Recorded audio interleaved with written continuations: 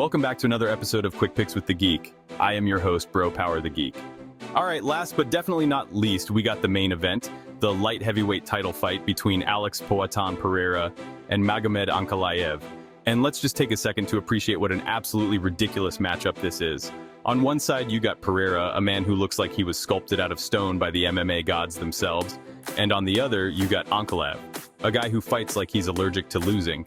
Now, the nicknames, Potan means stone hands in the Tupi language, which is incredibly fitting because everything this man touches turns to unconsciousness. And then you got Magomed Ankalaev, who somehow doesn't have a nickname, which is crazy. The man is a Dagestani destroyer. He should at least be called the Mauler 2.0 or the Dagestani brick wall. But enough about that, let's break this fight down. Alex Poatan Pereira, first up, we got Alex Pereira, who comes in as the minus 120 favorite with a record of 12-2. And honestly, the fact that this man has only 14 MMA fights and is already a two-division champion is insane. He walked into the UFC, kicked the door down, took out Israel Adesanya, and then decided, why stop at middleweight? Let's go take over light heavyweight too. And let's talk about his striking. Poatan isn't just a good striker, he's a once-in-a-generation striker. His left hook is basically a shutdown button for human consciousness. He throws every strike with precision, and when he lands clean, you're waking up wondering what year it is. His biggest strength, power and timing. Pereira doesn't waste energy throwing wild shots. He's calm, composed, and the moment he sees an opening, he capitalizes on it like he's collecting overdue rent. Now the concern, wrestling. Let's be real, if Ankalaev gets on top of him, Pereira is going to be in deep waters. His takedown defense has improved, but at the end of the day, he's still primarily a striker. If Ankalaev can grind him out, it could be a long night. Magomed Ankalaev, on the other side, we got Magomed Ankalaev coming in at even odds with a record of 20-1. And let's not forget, that one loss, it was a literal last-second submission after dominating the entire fight, so realistically, he should be undefeated. Ankalaev is one of the most well-rounded fighters in the division. He's got crisp striking, solid grappling, and a Dagestani background, which means he probably wrestled a bear before he was allowed to ride a bicycle. His biggest weapon? Control. Ankalaev fights with patience. He's not reckless, he doesn't rush into danger, and if he gets on top of you, good luck getting him off. He's like a human-weighted blanket.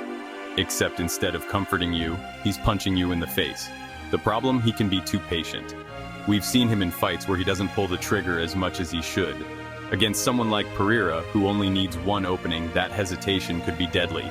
So, who wins? This fight comes down to one thing. Can Pereira keep it standing? Because if he does, there's a very good chance he lands something big and puts Ankalaev out. Ankalaev has good striking, but he's not on Pereira's level. If they stay on the feet for too long, Poatan is eventually going to find the target. But if Ankalaev fights smart, mixes in the wrestling, and doesn't just try to strike with Pereira, he can absolutely win this fight by grinding him down. The real danger for Pereira is if Ankalaev chooses violence early. If Magomed comes in with a game plan to wrestle right away, we could see Pereira spending a lot of time defending takedowns. But if Ankalaev starts slow, stays patient, and tries to ease into the fight, that's when Pereira is most dangerous. Also, we've seen Ankalaev get caught before. He's been rocked in fights, and against this guy, that's not something you want happening. Pereira doesn't just hit hard, he snipes people. Official pick, I'm rolling with Alex Poatan Pereira. It's just hard to go against him. His power, his precision, and the fact that he only needs one clean shot make him too dangerous. That being said, if Ankalaev gets on top and starts mauling, things could go south real quick.